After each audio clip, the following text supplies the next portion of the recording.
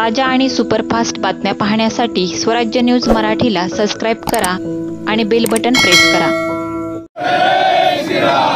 हिंदू के सम्मान में भाजपा मैदान में जो हिंदू हित की बात करेगा वही देश में राज करेगा। श्री राम जय श्री राम जय श्री राम हिंदू हित की बात करेगा वही देश में राज करेगा। हमारे जे आंदोलन आहे हे खऱ्या अर्थानं हे आंदोलन हे नाथाळाच्या माथी घालू काठी या पद्धतीचं हे आंदोलन आहे। कारण 2 दिवसापूर्वी संभाजी ब्रिगेडचं जे अधिवेशन झालं त्या अधिवेशनाबद्दल प्रभू रामचंद्रांबद्दल ज्या वाईट शब्दात भाष्य केले गेलं त्या भाष्याचा सर्वप्रथम आम्ही भारतीय जनता पार्टी म्हणून निषेध करतो। हा निषेध करत असताना ज्या प्रभू श्री रामचंद्राला पूर्ण देश आपला आराध्य दैवत मानतो अशा आराध्य दैवताबद्दल भाष्य करत असताना त्या व्यासपीठावर उपस्थित असलेले शरद पवार साहेब हे तिथं बसून त्या स्टेजला एक पाठबळ देत होते। कुठेही त्यांनी त्याचा खेद व्यक्त केला नाही, निषेध व्यक्त केला नाही। स्वामी समर्थांबद्दल अतिशय वाईट भाषेत त्या स्टेजवर बोललं जात होतं। हे होत असताना प्रभू रामचंद्रांचा आणि स्वामी समर्थांचा जसा अपमान केला तसं जे वक्तव्य केलं ते वक्तव्य करत असताना त्या नालायकाने असं म्हणलं की एका धोब्याने म्हणजे एखाद्या माणसाने जर काही चुकीचं वक्तव्य केलं असेल तर ते पूर्ण समाजावर तुम्ही आणता आणि कुठेतरी ओबीसी समाजातले छोटे छोटे घटक दाबण्याचा प्रयत्न शरद पवारांकडून होतोय। कारण त्या व्यासपीठाला पाठबळ हे शरद पवारांचं होतं। जसं प्रभू रामचंद्रांचा आणि स्वामी समर्थांचा अपमान केलाय तसाच हा ओबीसी समाजाचा अपमान आहे।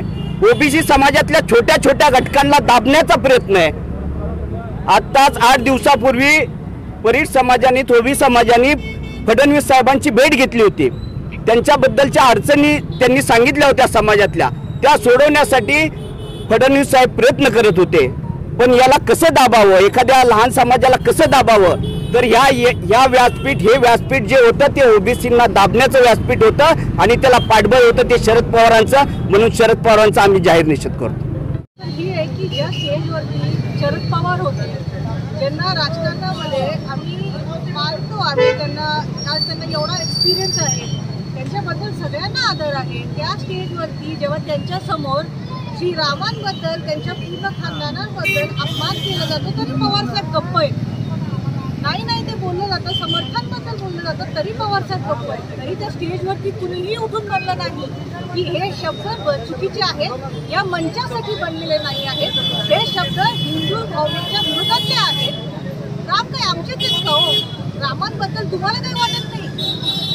भगवद्गीता तुम्ही काही वाचलेलं नाही का?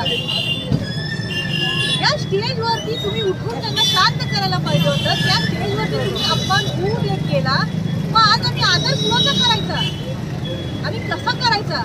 तुम्ही देवांनाच आदर करू शकत नाही, तुम्ही देवांनाच मानत नाही, तर तुमचा आदर तरी आम्ही का करायचा?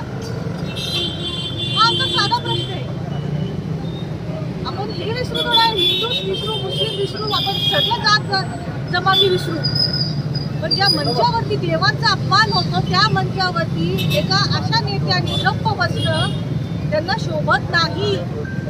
आज त्यांच्या ठिकाणी त्या स्टेजवर कुणीही असलं असतं, तेही बोलले नसते, त्यांनीही थांबवलं नसतं, तर आमची सगळ्यांची प्रतिक्रिया हीच असली असती की तुम्ही गप्प कशी बसू शकलात? एवढंच मला